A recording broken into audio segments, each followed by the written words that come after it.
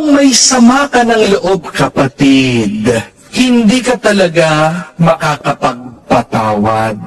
At kung hindi ka marunong magpatawad, hindi ka makakapagmahal, hindi ka makakatulong sa iba, at hindi ka makakapagbigay ng kalwaltian sa Diyos. What hinders you from loving, what stops you from serving, is your unforgiveness. Hindi rin magiging pinagpala ang buhay mo kung may sakit ka ng loob. Amen? At habang may sakit ka ng loob, lalo ka lang magkakasakit. Lalo kang makakasakit sa iba at hindi magiging masaya, maganda ang iyong buhay. Meron pong isang dalaga na pumunta po dito sa parokya. Siya po'y nagpapatulong dahil sobrang lungkot niya at depressed niya. Ang sabi niya sa akin, hindi daw po niya maramdaman yung pagmamahal ng kanyang ama sa kanya. Kaya nagtanim daw po siya ang sakit ng loob ng hinanakit sa kanyang tatay. At sinisisi po niya ang tatay niya. Bakit hindi daw po siya nakapagtapos sa eskwela? Palagi po siyang distracted dito sa kanyang galit.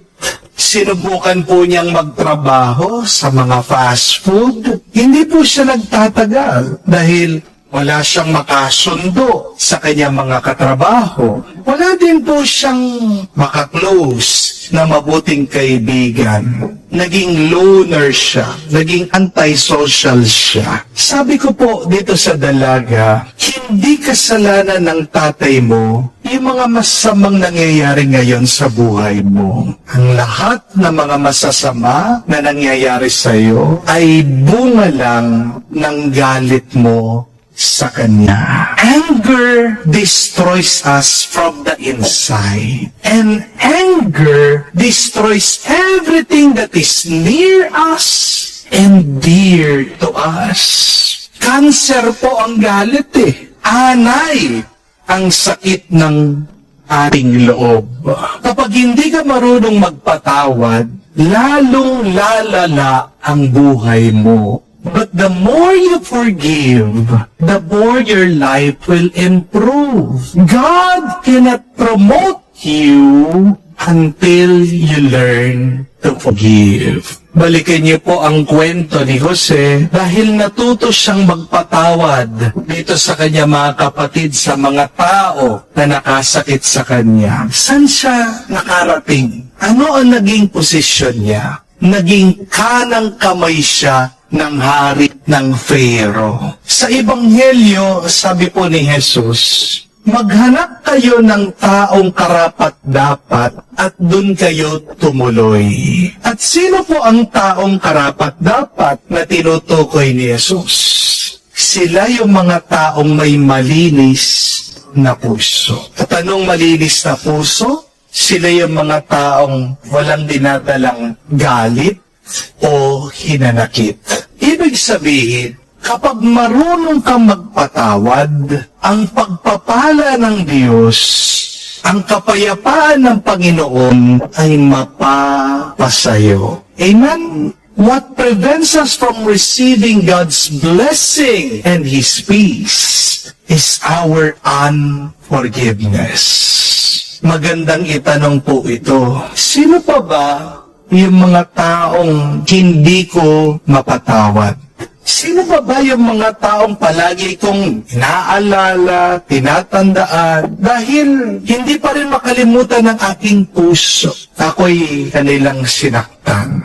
Kapatid, panahon na para magpatawad, para ikaw ay maiangat ng Diyos. Pwede kang magpatawad kasi binibigyan ka ng lakas, ng grasya ng Diyos para magpatawad. Pwede kang magpatawad kasi ang Diyos palagi ka pinapatawad. Yung tinanggap mong pagpapatawad ng Diyos, sana maipagkaloob mo naman sa iba. Sabi ko nga, you cannot give what you do not have. You have received forgiveness from God. It is yours. So please, give it also to others. Ang paghihirap mo ay kasama sa magandang plano ng Diyos.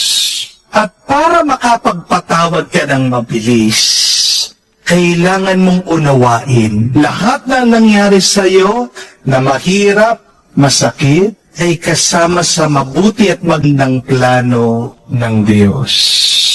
Look at God's plan. Look at God's purpose. Rather than your pain. And then you can quickly and easily forgive. The more you forgive, the more you will be more blessed. And the more that your life will become a blessing to others.